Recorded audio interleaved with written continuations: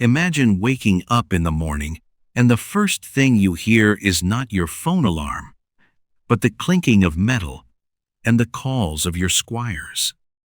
Imagine your day beginning not with a coffee, but with putting on armor weighing 40 kilograms. Welcome to the life of a medieval knight, a life filled with honor, violence, luxury, and hardship all at the same time. But before we dive into this fascinating world, tell me, when are you watching this video? Is it early, in the morning, like a knight rising before sunrise, at midday during your break, or late at night by candlelight, like our knights back then? Write it in the comments. I am truly curious when you become interested in history.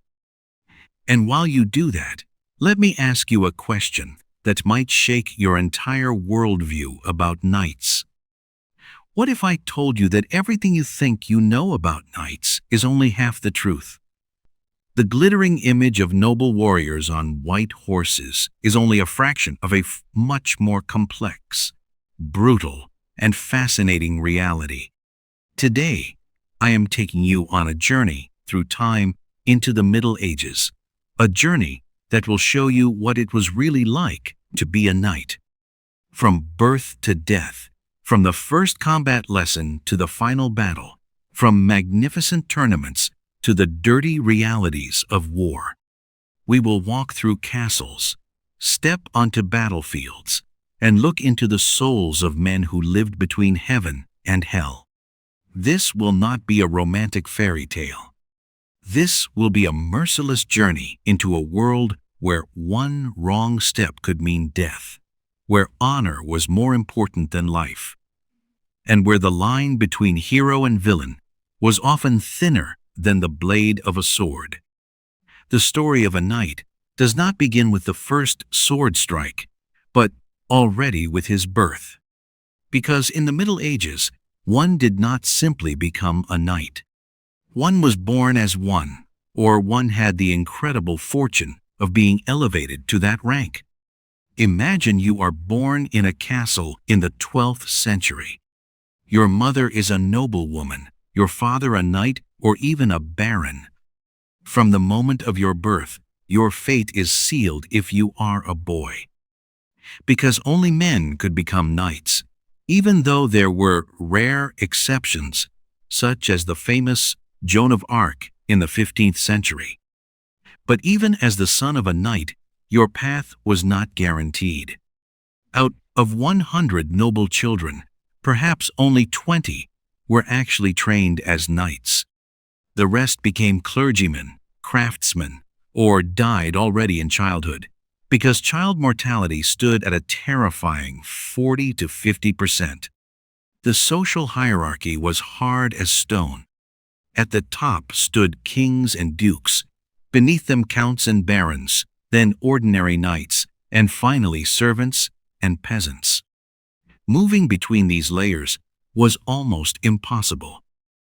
A peasant boy could be knighted through extraordinary bravery in war, but such cases were exceptions that were sung about in songs precisely because they were so rare. The concept of heredity was fundamental. Your blood determined your fate. Noble blood, blue blood, as people called it, was literally different from that of ordinary people. At least, that is what people believed. This idea justified the enormous privileges and absolute power over life and death that knights had over their subjects. If you were lucky and survived, your training began at the age of 7. But this was not a game. On the contrary, it was the beginning of one of the harshest forms of training known in human history. This training was so brutal that many modern military programs would seem like children's birthday parties by comparison. You did not spend your first years with your parents, but were sent to friendly knights or relatives. There was a simple reason for this. Your own parents were considered too lenient for the brutal training that lay ahead of you.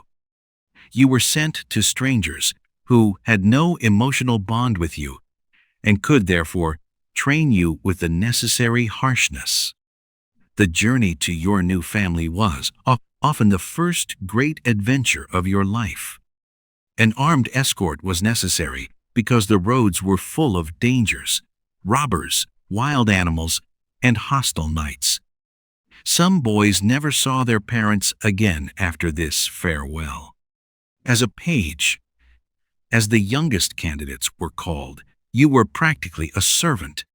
You served at the table, cleaned your lord's weapons, cared for the horses, and learned the basics of courtly behavior. But this was only the beginning of a transformation that turned children into war machines.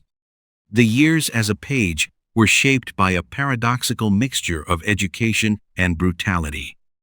On the one hand, you learned to read and write, which was an enormous privilege in the Middle Ages.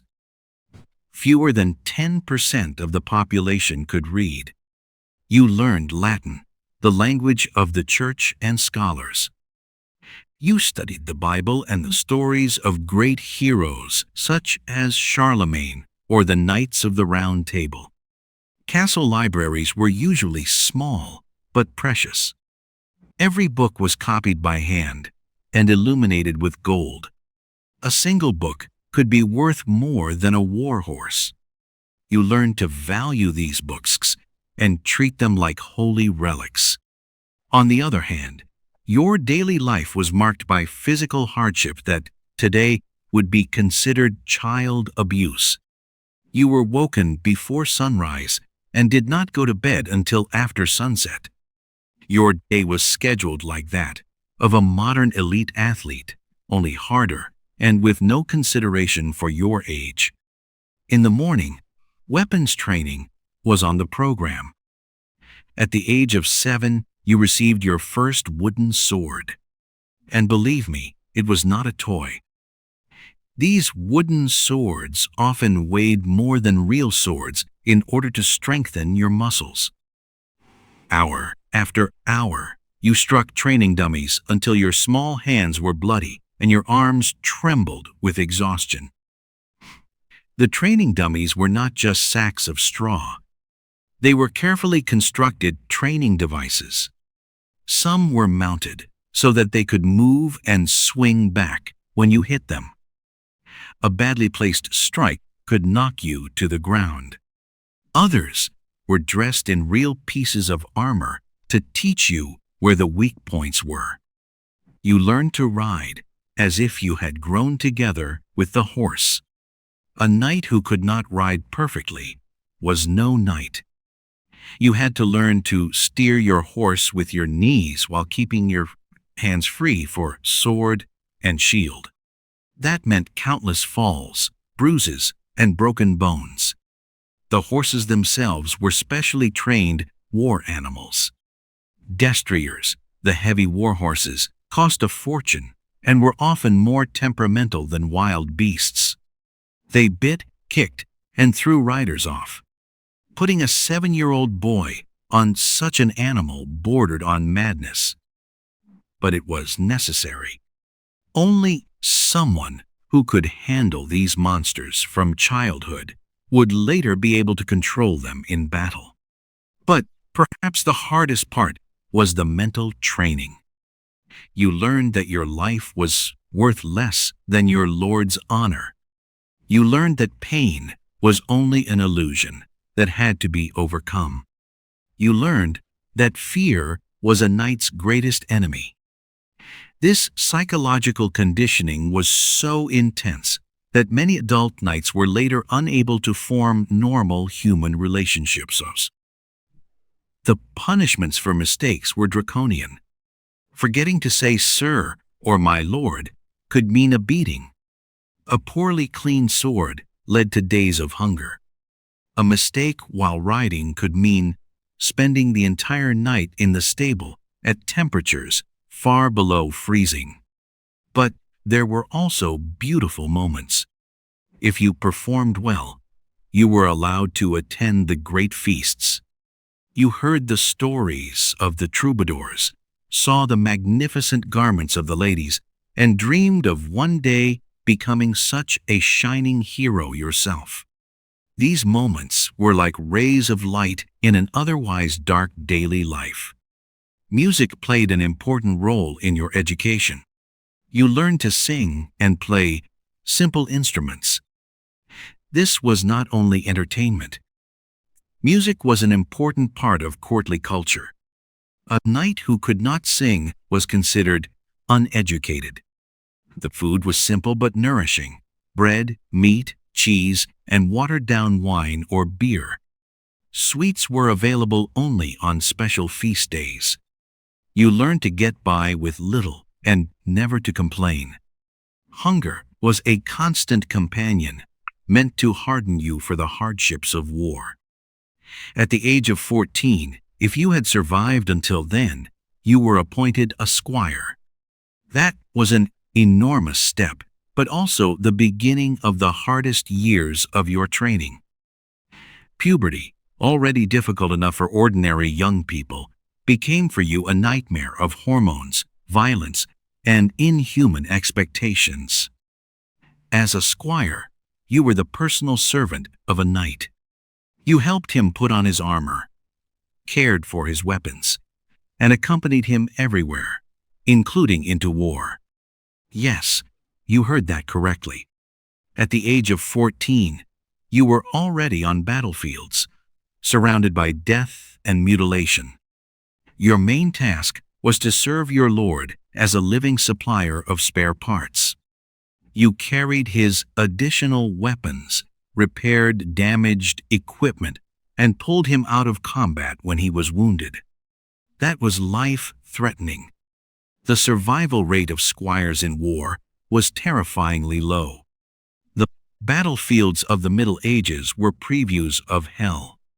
The noise was deafening, the clash of metal on metal, the screams of the wounded, the neighing of terrified horses. The stench was indescribable. Sweat, blood, entrails, and feces mixed into a cocktail that brought tears to your eyes. As a squire, you were right in the middle of it, but not yet entitled to fight. That was a cruel ordeal, being surrounded by violence, yet forced to watch helplessly as men died. Many squires developed psychological problems that followed them for the rest of their lives. But you also learned the finer aspects of knighthood. Courtly love, the idealized and often platonic devotion to a lady, was a central part of knightly culture. You learned to write poems, sing, and master the complex rules of courtly etiquette. The irony was that most knights were illiterate when it came to emotions. These hardened warriors, who could kill people without batting an eye, wrote moving love poems to unattainable ladies. It was a bizarre contrast between brutality and romance, and it is one of the things that still makes knighthood fascinating today. Courtly love had strict rules. You were allowed to worship a married lady, but never to touch her. You could write poems to her, sing songs, and fight in her name, but physical intimacy was taboo. This sublimated sexuality created a strange erotic tension that ran through the entire courtly culture. Your weapons training became more intense. You learned not only to fight with a sword, but also with a lance, axe, mace, and dagger. Every weapon had its own technique, its own secrets. A sword was not merely a piece of metal. It was an extension of your arm, your will, your soul. The different types of swords required different techniques. The long sword was intended for mounted combat. The short sword was for close combat.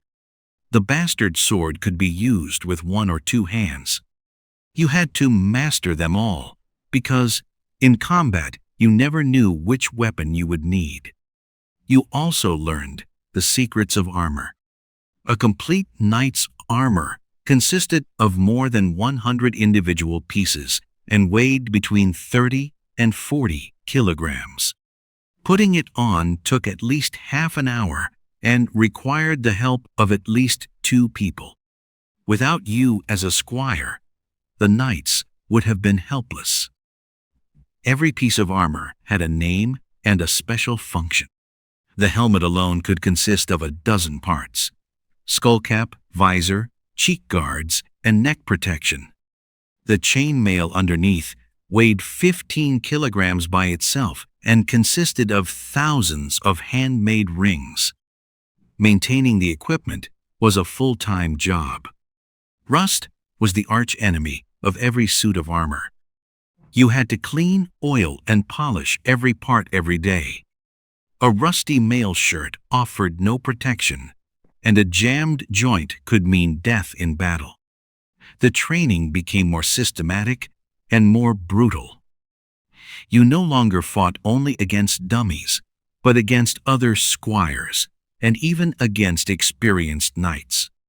These practice fights were often hardly less dangerous than real battles. Broken bones, lacerations, and concussions were part of everyday life. The climax of your years of training was the dubbing ceremony, the ritual through which you were finally made a knight. This usually happened at around the age of 21, sometimes later, depending on your abilities and circumstances. For some, that moment never came. They died before it or proved unworthy. The dubbing ceremony was more than just a ceremony. It was a spiritual transformation. It transformed a boy into a man, a servant into a lord, a mortal into one anointed by God. On the eve of the ceremony, you had to spend an entire night in the chapel, absorbed in prayer, fasting, and reflecting on your future life. This was called the vigil. That night was often the longest of your life. Alone in the cold, dark chapel, lit only by candles, you had to face your fears and doubts. Many young men broke down during this night, overwhelmed by the responsibility that awaited them. Others found a spiritual clarity that stayed with them for the rest of their lives. On the morning of the ceremony, you were bathed, which in the Middle Ages was unusual in itself, as a symbol of purification. The water was often mixed with blessed herbs and oils. This ritual bath was meant to cleanse not only your body, but also your soul of all past sins. Then you were dressed in white garments, symbolizing the purity of your soul. Over the white came a red cloak, symbolizing the blood you were prepared to shed for the faith. Brown shoes represented the earth to which you would one day return. The actual ceremony usually took place in a church or in the castle courtyard, before witnesses from the entire social spectrum. High lords, clergy, other knights, but also ordinary soldiers and even peasants could be present. The dubbing ceremony was a public spectacle that confirmed and celebrated the social order. You knelt for it before your lord or another high-ranking knight. He placed a sword on your shoulder and spoke the ritual words, "Be a good knight." Then he struck you on the shoulder with the flat side of the sword, the famous accolade. This blow was meant to be the last one you would ever accept without responding. But that was only the beginning. You had to swear an oath that would determine your entire life. You swore to defend the church, protect the weak, be just, fight bravely, and serve your lady faithfully. This oath was sacred. Breaking it could mean not only social disgrace, but also eternal damnation. The exact wording of the oath varied, but the basic elements were the same everywhere: loyalty to God, obedience to the feudal lord, protection of the church and the weak, truthfulness in all things, and generosity toward those in need. It was an impossibly high standard, one that no human being could fulfill perfectly. After the ceremony, you received your first weapons and armor of your own. It was an emotional moment. After years of hardship and service, you were finally a full knight. The sword was handed to you with the words, "Take this sword in the name of the Father, the Son, and the Holy Spirit." It was not merely a weapon, but a sacred symbol of your new position. The spurs, the most important symbol of knighthood, were fastened to you by other knights. Golden spurs for high lords, silver ones for ordinary knights. They symbolized your power over the horse, and therefore over the battlefield. The celebration after the dubbing ceremony could last for days.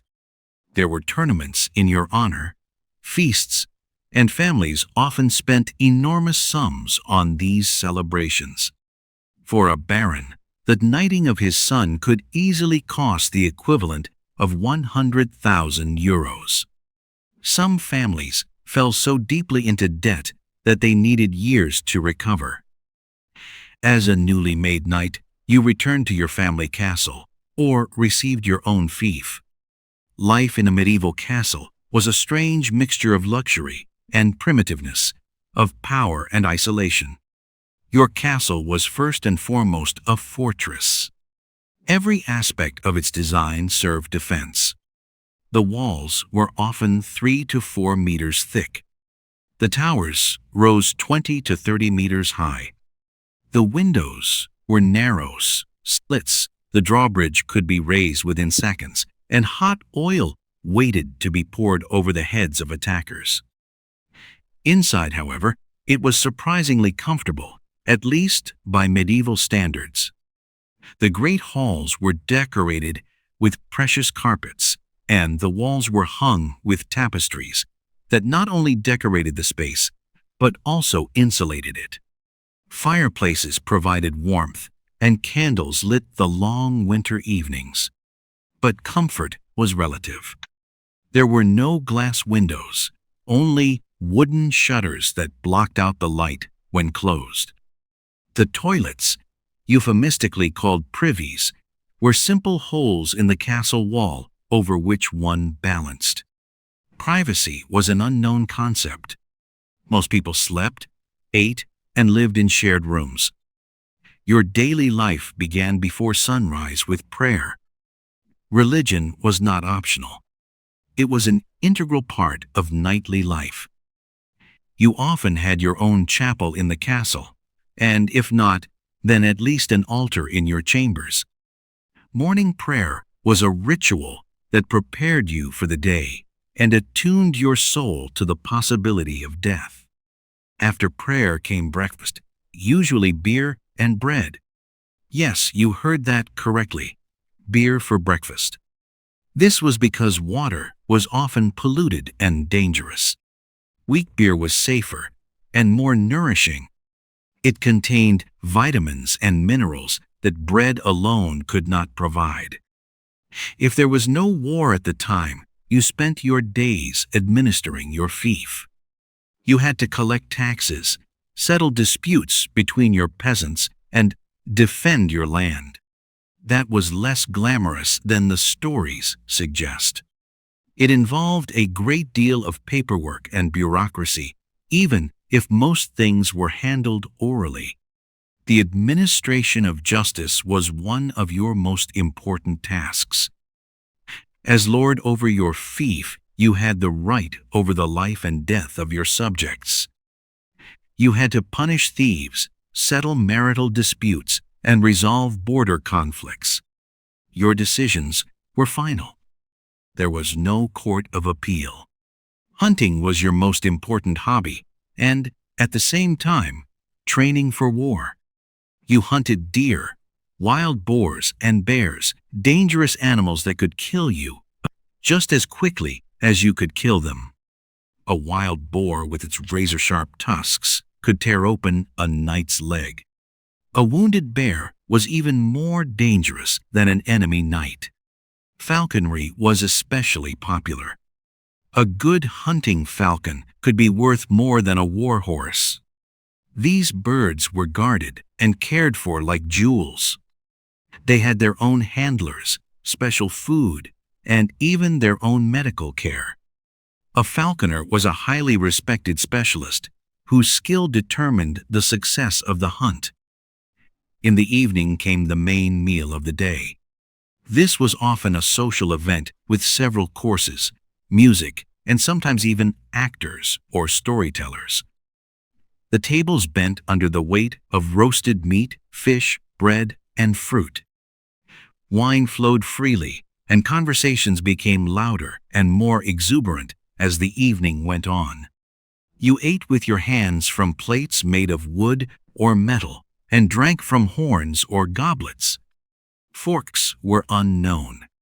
People used knives and spoons, and otherwise their fingers. That may sound unhygienic, but there were strict rules for table manners. Hands were washed before and after eating, and it was considered improper to wipe your nose with greasy fingers. But life was also marked by constant boredom. There were no books except religious texts, no newspapers, and no entertainment except what you organized yourself. Winters were especially hard, with people locked inside the castle for months and little to do except drink and argue. Many knights fell into alcoholism or sought quarrels simply to pass the time. Duels over trivial matters were common. One wrong word during a dice game could lead to a fight to the death. Boredom was an enemy that was sometimes more dangerous than any siege. Music was one of the few joys of castle life. Troubadours traveled from castle to castle and brought news, stories, and new songs with them. Their performances were social highlights that were planned weeks in advance and discussed for even longer afterward. Fighting was the core skill of a knight, but it was far more complex than most people think. A medieval knight was a walking arsenal, trained in a dozen different combat techniques, a master of violence in all its forms. The sword was the most iconic weapon, but by no means the most important one. In battle, the lance was the primary tool. A war lance was 4 to 5 meters long and weighed between 3 and 5 kilograms. The impact of a mounted knight with a couched lance had the force of several tons, enough to pierce an armored man or kill a horse. The lance charge was a science of its own. You had to find the perfect timing, calculate the right angle, and control your horse so that it reached maximum speed at the decisive moment. A badly executed lance charge could throw you out of the saddle or break your neck. Physics was merciless. At 30 kilometers per hour, there was no room for error. The lance had to be perfectly balanced. Too heavy at the tip, and it became uncontrollable. Too light, and it did not have enough penetrating power. The best lances were made from special kinds of wood: ash for strength, birch for flexibility. The tip was not only sharp, but often fitted with barbs that caught in the opponent's body. But what happened when the lance broke or you were thrown from your horse? Then the other weapons came into play. The sword was meant for close combat, but it was surprisingly versatile. You could thrust, cut, and even strike with it. The pommel and crossguard were also weapons. Medieval swords were masterpieces of smithing. The best blades came from Damascus or from the workshops of German swordsmiths. They were forged from different types of steel, hardened and tempered until they were sharp enough to split hairs, but flexible enough not to break. The mace was especially effective against armored opponents. Blunt force could dent armor and break the bones beneath without penetrating the metal.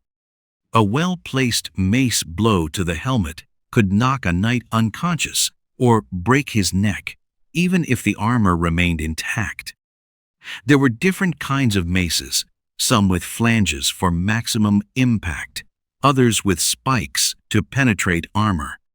The Morning Star, a mace with a chain and a spiked ball, was especially feared, but also difficult to handle. The combat techniques were surprisingly refined. You learned to recognize the weaknesses in your opponent's armor, the joints, the visor slits, and the connecting points between the armor plates. A dagger pushed through the visor of a helmet was deadlier than a sword blow against a breastplate. There were special techniques for every type of opponent. Against unarmored opponents, you used broad, heavy strikes. Against armored opponents, you had to thrust precisely and find the gaps in the armor.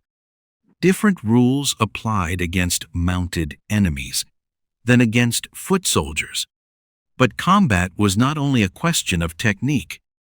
It was also psychological warfare. A knight in full armor was an intimidating sight. The armor not only made you seem 2 heads taller, but also amplified your voice and movements. You were a living, breathing war machine, designed to spread terror. The battle cry was an important part of psychological warfare. Every knight had his own cry, usually the name of his lord or his lady. These cries served not only for identification in the chaos of battle, but also to intimidate enemies and motivate one's own troops. Fighting on foot required different skills than mounted combat. Without the speed of the horse, you had to proceed more cautiously and tactically. You learned to fight in formation, form shield walls, and carry out coordinated attacks. An isolated knight on foot was vulnerable. Only in a group was he almost unbeatable. The armor itself was part of combat technique. You learned to use its weight distribution, compensate for its restrictions on movement, and maximize its protective effect. An experienced knight could use his armor so skillfully that attacks bounced off it or were deflected. Tournaments were the Super Bowl of the Middle Ages, spectacular events that combined sport, politics, and entertainment. But they were also deadly. At a single tournament, 5 to 10 knights could easily die, and that was considered normal. The crowd cheered at every hit, every fall, every drop of blood. The classical tournament was actually a simulated war. Hundreds of knights divided themselves into 2 armies and fought against each other on a marked field. The goal was to capture as many opponents as possible and demand their equipment as ransom. It was a lucrative but dangerous business. These early tournaments were barely distinguishable from real battles. There were no rules, no referees, no safety measures. Knights fought with sharp weapons, and death was a common guest. The Church condemned these events as godless and regularly excommunicated participants.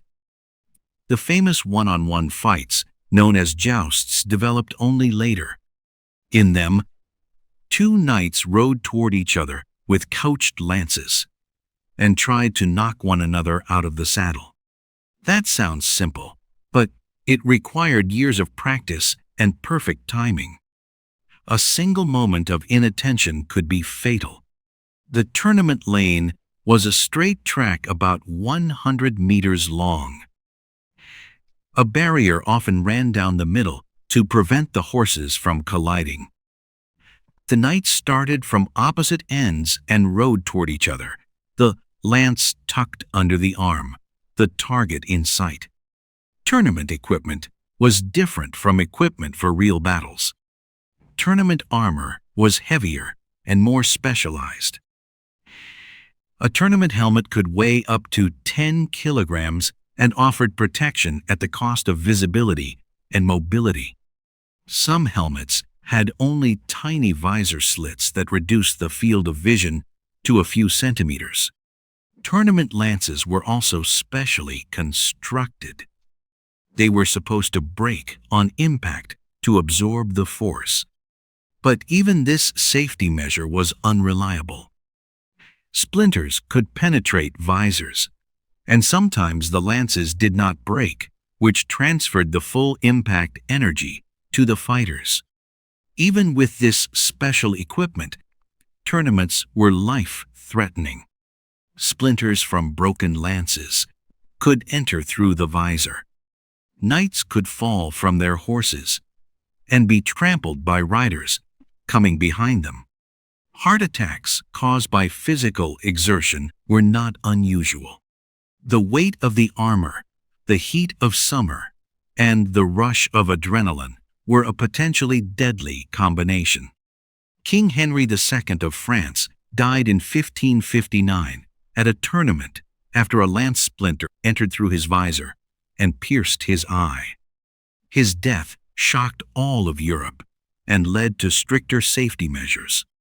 But the tournaments continued. The politics of tournaments were complex.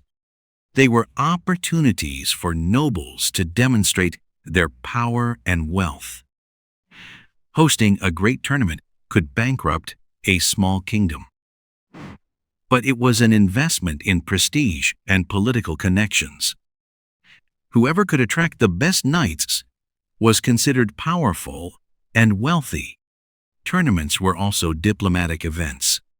Treaties were concluded, marriages arranged, and alliances forged, all under the cover of sport. A well-planned tournament could change the political landscape of an entire region.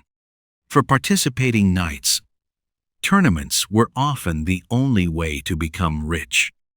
A successful tournament rider could earn more in one season than a baron in 10 years.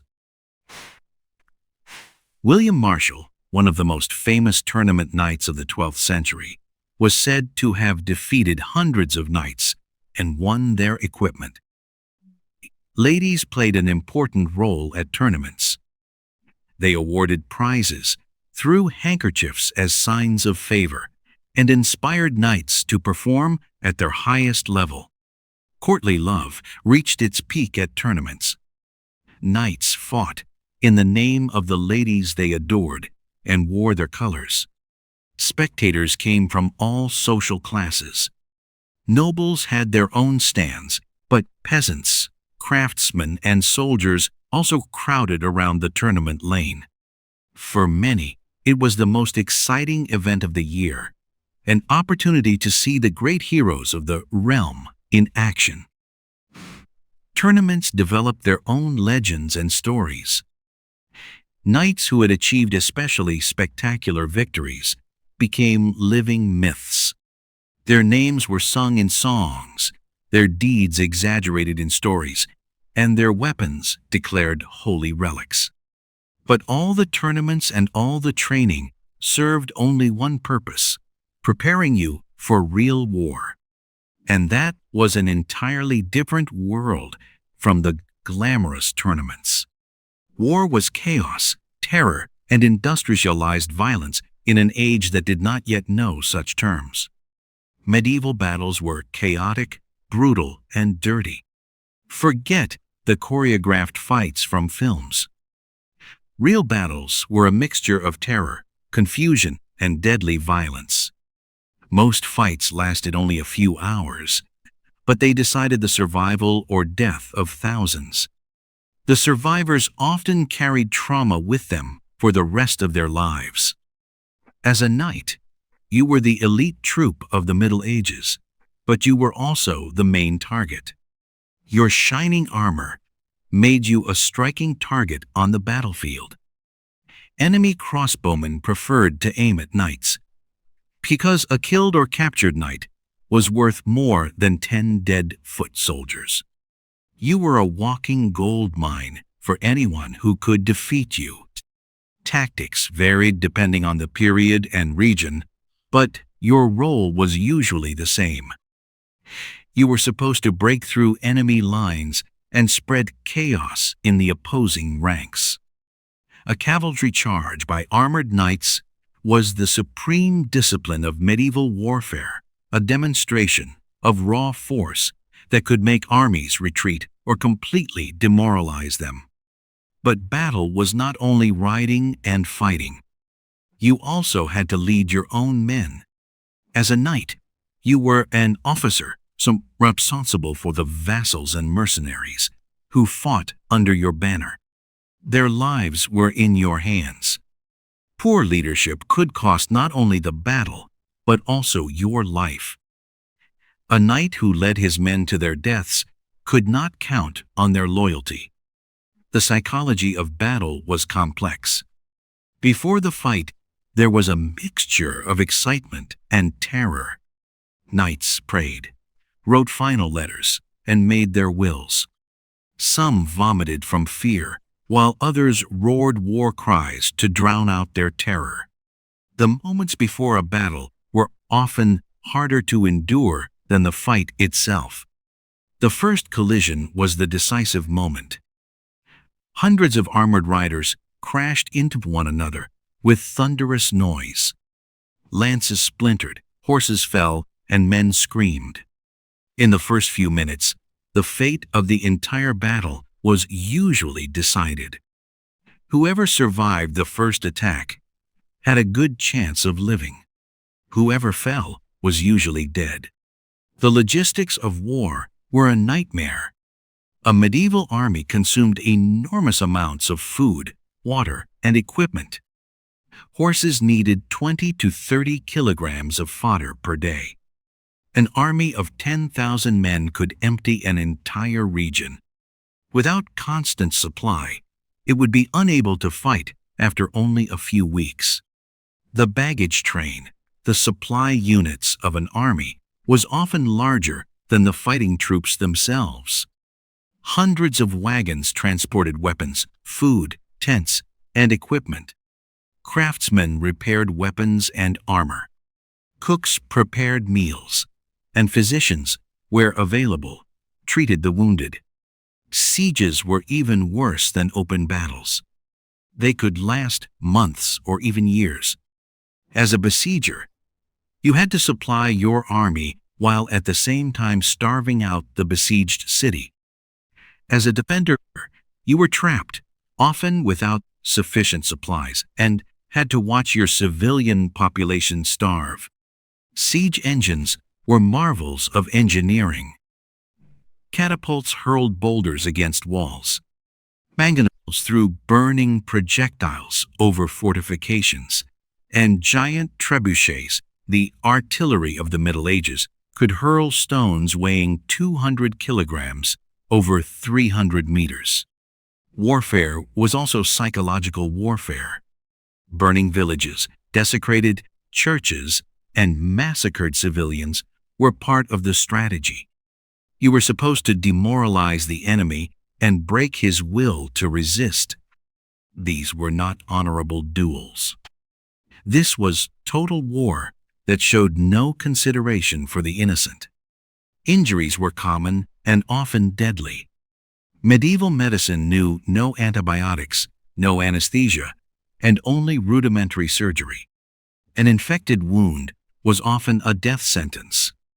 Even if you survived a battle, you could die of your injuries weeks later. Many knights died not from sword blows, but from blood poisoning or gangrene. Field surgeons did their best with primitive means. They amputated shattered limbs with crude saws, sewed wounds with horsehair, and stopped bleeding by cauterizing wounds. The chances of survival were low, but still better than having no treatment at all. The romantic image of the noble knight hides a much darker reality. Knights were warlords in a violent age, and many abused their power in horrifying ways. The ideals of chivalry were often only a facade behind which brutal violence and ruthless greed for power were concealed. The concept of chivalry was often only a facade. In reality, knights regularly plundered the villages of their own peasants. The right of the first night, the alleged right of a lord to spend the wedding night with every bride in his fief, is historically disputed, but it shows what kind of power knights had over their subjects and how that power could be abused. Many knights were basically legalized bandits. They established systems of highway robbery, in which travelers had to pay tribute in order to pass safely through their territory. Anyone who refused was robbed or killed. The boundary between knight and robber was often fluid, especially among landless knights who could secure their existence only through violence. The robber knights of the 13th and 14th centuries were especially notorious. These knights had lost their fiefs or had never received lands of their own, and they financed their lifestyle through systematic plundering. They entrenched themselves in castles that were difficult to access and terrorized entire regions. Their names became synonyms for violence and lawlessness. These robber knights developed sophisticated systems of extortion.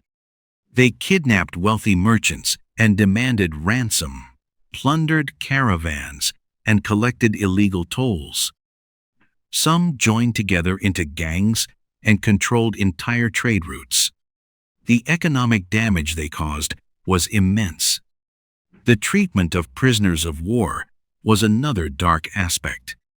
While noble prisoners were usually released for ransom, common soldiers were treated with little mercy. Massacres after victorious battles were not unusual.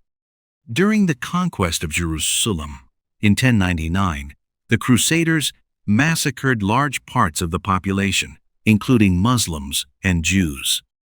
The Crusades themselves often revealed the worst in human character. What began as a holy war frequently degenerated into a campaign of plunder against defenseless civilians.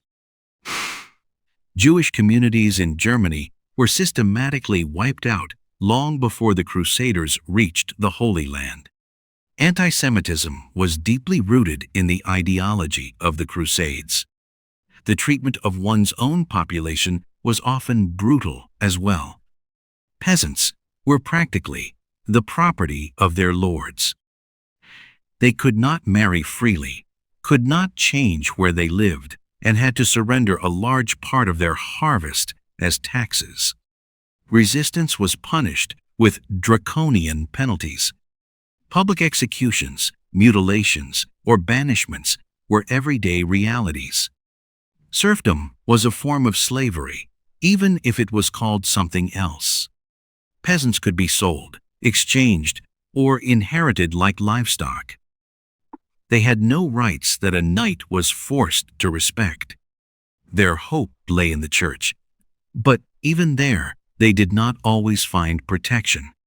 The legal system was completely distorted in favor of the knights.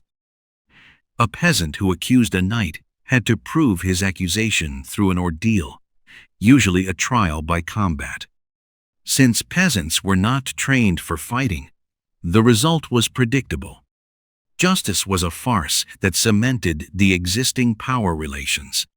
Sexual violence was a widespread problem. Knights often saw it as their right to dispose of the women in their territory.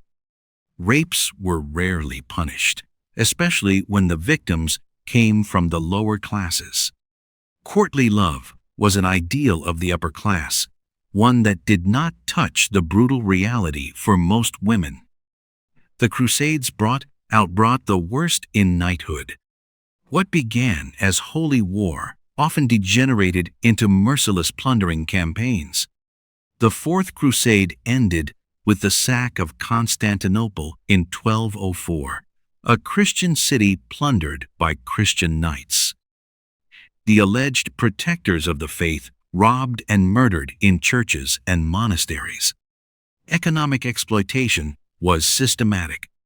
Knights squeezed cursed peasants down to the edge of survival in order to finance their luxurious lifestyle. Famines were often not the result of bad harvests alone, but of excessive taxation. Entire villages could starve while their lords wallowed in luxury. Religion permeated every aspect of knightly life.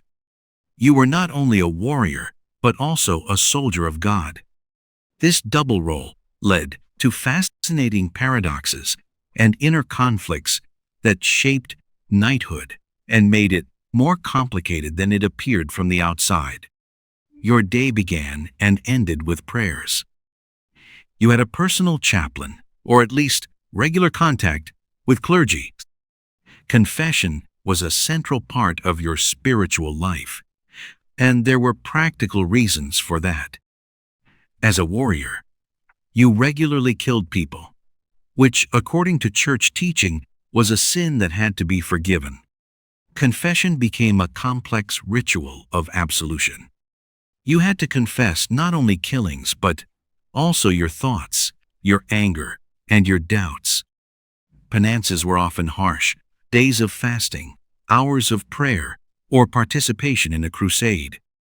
The Crusades offered a solution to this dilemma. The Church declared that killing unbelievers was not only not a sin, but a merit. For many knights, the Crusades were a way to fight and secure the salvation of their souls at the same time. It was a perfect escape from the moral dilemma of the Christian warrior. But faith was often mixed with superstition. You carried relics in your armor, bones of saints, blessed metals, or pieces of cloth from holy garments. These were supposed to protect you in battle and bring good fortune. Some knights paid enormous sums for such relics and firmly believed in their magical power. The trade in relics was a lucrative business. Bones, hair, and clothing of saints changed owners for astronomical sums. A genuine nail from the cross of Christ could cost more than an entire castle. The fact that there were hundreds of such genuine nails did not trouble believers. Fear of purgatory was omnipresent.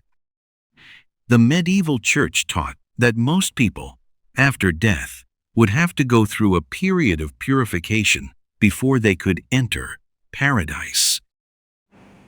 Wealthy knights endowed entire monasteries or churches simply to ensure that prayers would be said for the salvation of their souls after death. The idea of purgatory was detailed and terrifying. It was a place of painful purification where souls atoned for their sins. The punishments resembled those of hell, but were limited in time. The prayers of the living could shorten this time, which led to a flourishing trade in prayer services. Witchcraft and magic were both feared and sought after. Officially, the Church condemned every form of superstition, but many knights secretly consulted fortune-tellers, alchemists, or wise women. Especially before battles or difficult decisions, you wanted to know what the future would bring. The boundary between magic and religion was fluid. Blessed amulets, consecrated weapons, and holy oils were accepted, while love potions and fortune-telling were condemned. The distinction was often arbitrary and depended on the political situation of the moment. The idea of honorable combat was shaped by religion. Ordeals in which people believed that God would allow the righteous person to win were an accepted form of legal decision-making. Duels were not seen only as physical confrontations, but as conversations with God. The ordeal by combat was a fascinating concept. The idea was that God would not allow an innocent person to lose in a just fight. Therefore, the results of duels were considered divine judgments. This practice led to absurd situations in which truth was determined through violence. saints played an important role in your daily life. Every knight had a patron saint. Saint usually see a saint who had himself been a warrior. Saint George, Saint Michael, and Saint Maurice were especially venerated. You prayed to them before battles and thanked them after victories. The veneration of saints was intense and personal. You often developed a relationship with your patron saint that resembled a friendship. You told him your worries, asked for advice, and thanked him for protection. These spiritual relationships gave many knights strength and comfort in difficult times. But religion was also politics. The church was one of the largest landowners in Europe, and many high-ranking clergy came from knightly families. Your sons could become bishops or abbots, and your daughters abbesses. That was a way to expand family influence, and at the same time provide for the salvation of the soul. The secularization of the church was an open secret. Bishops led armies, abbots lived in luxury, and the Pope played politics like a worldly ruler. The boundary between spiritual and secular power was often unrecognizable. The idea of romantic knightly love is one of the most enduring myths of the Middle Ages.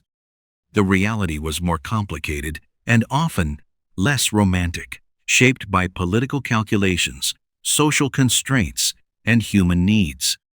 Marriages were arranged, not entered into for love.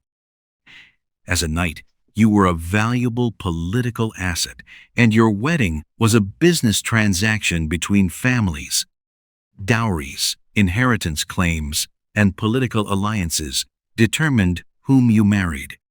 Love was, at best, a happy accident that might possibly develop over time. Negotiations over a marriage could drag on for years. Every detail was negotiated: the size of the dowry, the inheritance claims of the children, and the political obligations of both families. A marriage contract was more complex than many modern trade agreements and often bound several generations. You often met your bride only on the wedding day. She could be significantly younger. Marriages between 30-year-old knights and 14-year-old girls were not unusual. That may shock us today, but in the Middle Ages it was considered normal. Children were seen as small adults, and youth was a luxury that few could afford. The wedding ceremony itself was a major social event. Entire extended families traveled to attend. There were celebrations lasting for days, and often more money was spent than the family could afford. A proper wedding was a demonstration of power and wealth. Courtly love, the romantic devotion to a usually unattainable lady, developed as a counterpoint to this pragmatic reality of marriage. You could have your arranged wife and at the same time worship a lady for whom you wrote poems and rode in tournaments. That was socially accepted, as long as it remained platonic. But even courtly love was often not what it seemed. Many of these romantic relationships were politically motivated. An affair with the wife of a powerful lord could give you influence and advantages. The art of courtly flirtation was a political instrument disguised as spiritual love. The rules of courtly love were complex and contradictory. Andreas Capellanus wrote an entire handbook about it in the 12th century, a rule book for love that was as detailed as a military manual. There were rules of behavior for every situation, from the first encounter to eternal loyalty. Family life was patriarchal in structure. As a knight, you had absolute authority over your wife and children. Legally speaking, your wife was your property. She could not inherit freely, travel without your permission, or conduct business independently. You could even punish her physically if she did not obey you. But that did not mean women were completely powerless. Clever knights' wives could exercise enormous influence behind the scenes. They ran the castle in your absence, managed the finances, and established important social contacts. Some became powerful landowning women after the deaths of their husbands and led their own armies. Eleanor of Aquitaine was the most famous example of a powerful noblewoman. She was Queen of France and, later Queen of England, took part in crusading politics and was one of the most influential people of her time. Her court became a center of courtly culture. Children were both a blessing and a burden. Sons meant the continuation of your line and potential warriors. Daughters were valuable marriage candidates who could seal political alliances. But high child mortality meant that many of your children did not reach adulthood. Some families lost half of their children before the age of 5. The emotional bond with children was different from today. Because death was so common, parents often developed a certain emotional distance from their children. It was a protective mechanism to lessen the pain if a child died. Nevertheless, there are enough reports of grieving parents to show that love for children is universal. The upbringing of your children was gender-specific. Sons were sent away early to other knights to learn the hard craft of war. Daughters usually stayed at home and learned the arts of household management, embroidery, and courtly etiquette. Education for girls was limited to what was considered necessary: reading, writing, and the basics of religion. Divorce was practically impossible, but there were ways to end unhappy marriages. Annulments because of alleged kinship or coercion were possible, but expensive and complicated. The church had a monopoly on dissolving marriages and used it to exert political influence. Many unhappily married knights sought happiness in affairs or in monasteries. Celibacy was prescribed for clergy, but for lay people, it could also be seen as a respectable alternative to an unhappy marriage. Some knights entered monasteries in later years to escape family life. Knighthood was also an economic system. As a knight, you were not only a warrior, but also a landowner, administrator, and entrepreneur. Your wealth and power depended on your ability to manage your fief efficiently and use your resources wisely. The feudal system was the foundation of your existence. You received land from a higher-ranking lord in exchange for military service. This land was not your property in the modern sense. You merely had the right to use it as long as you fulfilled your obligations. This relationship was complex and shaped by mutual duties. The oath of fealty was a sacred vow that bound you for life.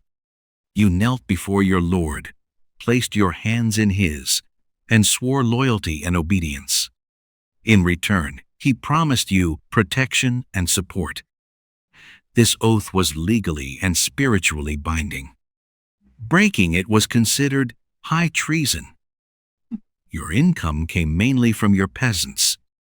They paid taxes to you in the form of grain, livestock, or labor.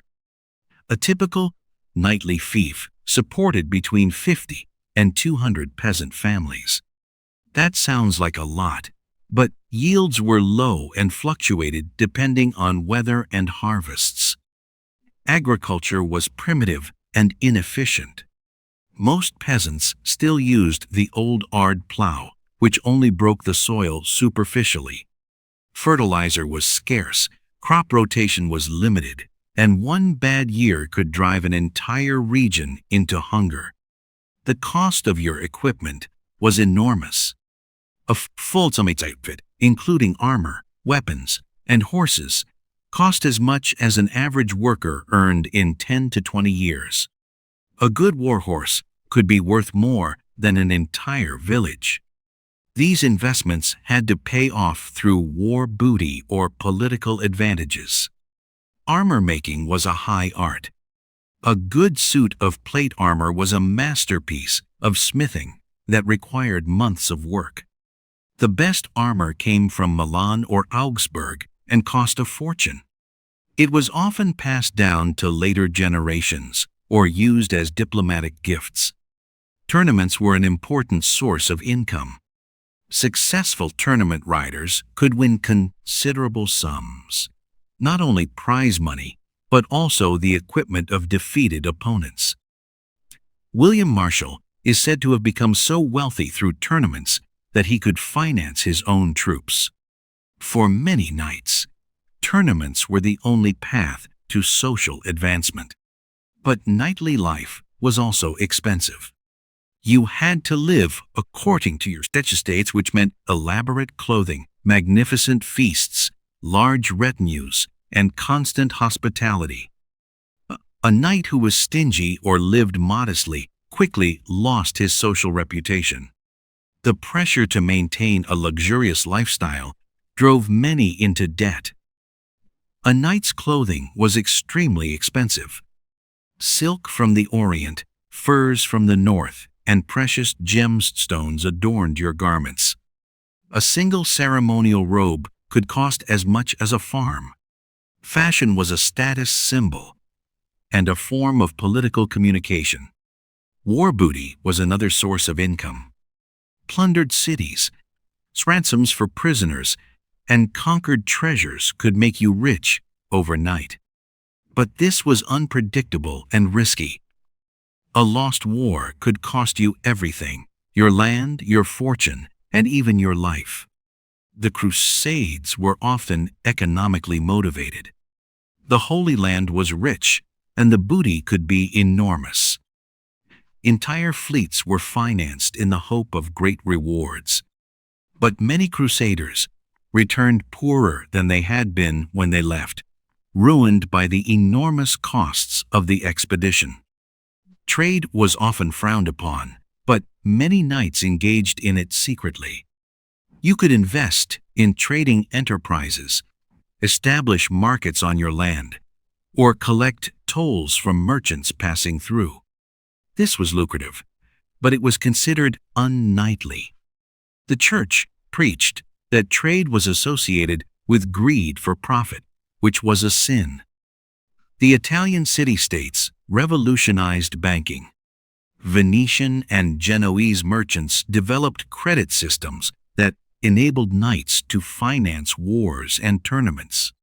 These early banks were often richer and more powerful than kings. Credit dealings were complicated. The church forbade charging interest, but there were ways around this. Jewish moneylenders or Italian bankers could grant you loans. But the interest rates were high, and the consequences of non-payment were draconian. Some knights lost their entire estates to creditors. Many knights lived beyond their means. The social pressure to appear according to one's rank led to enormous debts. Some sold parts of their land or became so deeply indebted that they were practically bankrupt. The irony was that outward wealth often concealed inner poverty. Agriculture was the basis of the entire economy. Without sufficient harvests, the whole system collapsed. Bad weather, plant diseases, or pests could plunge whole regions into crisis. The Great Famine of 1315 to 1317 killed many people and ruined countless knightly families. The life of a knight was hard and often short. Constant wars, tournaments, and primitive medicine ensured that few knights reached old age. Yet, anyone who was still alive and healthy at 40 was considered fortunate. Old age brought its own challenges and fears. For a knight, Aging meant a difficult transition. Your identity was inseparably tied to your physical strength and combat abilities. When you became too old to fight, you lost not only your usefulness, but also a large part of your sense of self-worth. For men who had devoted their entire lives to war, this was an existential crisis. The physical consequences of knightly life were devastating. Years of wearing heavy armor led to chronic back and joint problems. War wounds often healed badly and caused lifelong pain. Concussions from tournaments and battles led to what we would today recognize as chronic traumatic encephalopathy. Arthritis was the most common companion of old knights. The constant strain from heavy armor and the impacts of combat destroyed joints and bones. Many old knights could barely move and were dependent on help. That was a humiliating situation for men who were used to exercising absolute authority. Many older knights withdrew into monasteries. This was a respectable way to end active life and focus on the salvation of the soul. Monasteries also offered a kind of old age care. You could spend your final years in relative comfort and pray for your soul. Many monasteries had special areas for old knights. The transition from warrior to monk was not easy. Men who had given orders all their lives had to learn to obey. The silence of the monastery was a strong contrast to the noise of the battlefield. Some never coped with it and left the monasteries again. Others transferred their duties to their sons and remained active as advisors.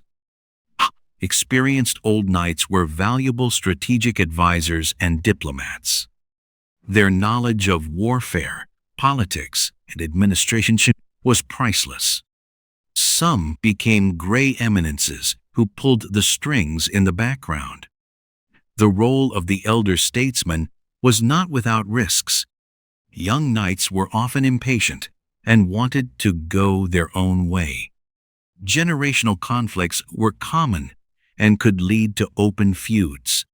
Some old knights were disempowered by their own sons or even killed. The fear of a dishonorable death was omnipresent. Dying in bed was considered less honorable than death in battle. Many old knights deliberately sought dangerous tasks or crusades in order to find an honorable death. This search for a glorious end often led to senseless sacrifices. The idea of the good death was complex. A knight was supposed to die in battle with a sword in his hand and the name of God on his lips. But he was also supposed to have time for the last sacraments and a proper will. These contradictory requirements made dying into an art. Illness was a constant companion. Arthritis from years in heavy armor, injuries that never healed properly, and the consequences of head wounds made old age a torment for many knights. Alcohol was often the only available painkiller, which led to new problems. Medieval medicine knew few effective treatments for chronic pain. Bloodletting, herbal medicine, and prayers were the only available options. Some knights sought help from healers and wise women, but in doing so they risked accusations of witchcraft. Succession was a critical issue. If you had no sons, your fief could fall to distant relatives, or even return to your feudal lord. Many knights adopted nephews or arranged strategic marriages for their daughters in order to secure the family line. The fear of the family dying out was overwhelming. Wills were important documents. You had to arrange not only your worldly inheritance, but also the salvation of your soul. Endowments for churches, monasteries, or hospitals for the poor were common. Some knights left their entire fortune to the church to ensure that prayers, would be said for their souls after death. Fear of purgatory influenced many decisions at the end of life. Wealthy knights founded entire monasteries just to ensure that masses would be read daily for the salvation of their souls. These memorial masses could continue for centuries. Death itself was often brutal. Many knights died in battle, from infections or in accidents.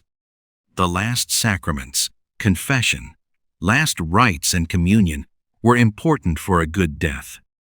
Dying without priestly accompaniment was considered a catastrophe for the soul. The death rituals were elaborate. A dying knight was dressed in his finest clothing and adorned with his weapons and insignia. Family and retinue gathered around the deathbed to say prayers and hear final words. Funerals were elaborate affairs. Wealthy knights were buried in magnificent garments, often with their weapons and personal possessions. The mourning ceremonies could last for days and mobilize the entire social network of the family. A grand funeral was one final demonstration of power and status.